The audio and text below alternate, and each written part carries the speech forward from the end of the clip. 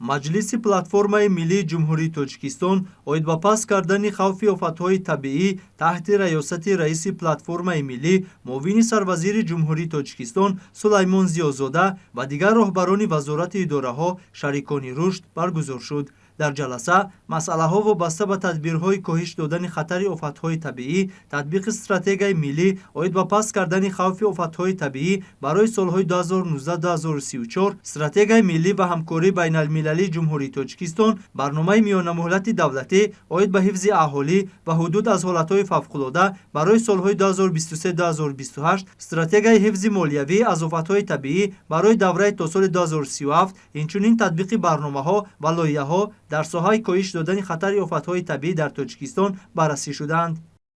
гурӯҳи кории байниидоравӣ ки таъсис дода шуда буд, масъалаи таҳияи нақшаи амали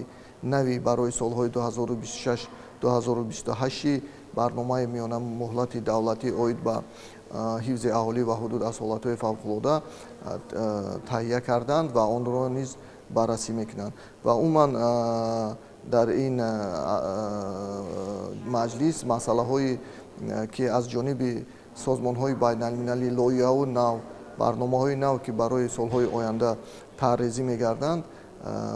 рӯнамо карда мешавад ва барои оянда беҳтар намудани вазъ вобаста ба пешгирӣ ва рафъи ҳолатҳои фавқулода муҳокимаҳо барпо мегарданд.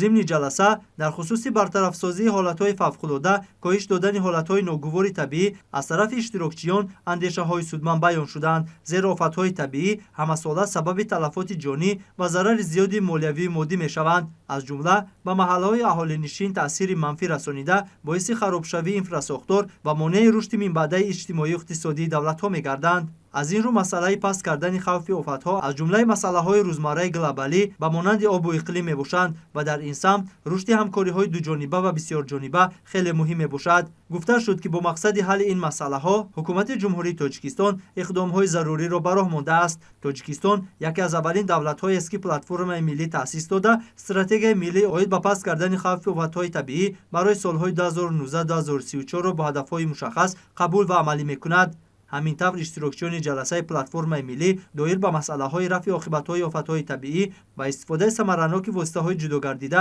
аз ҷониби ҷумҳурии Тоҷикистон барои коҳиш додани хатарҳои офати табиӣ миёни ҳам мубодилаи афкор карданд.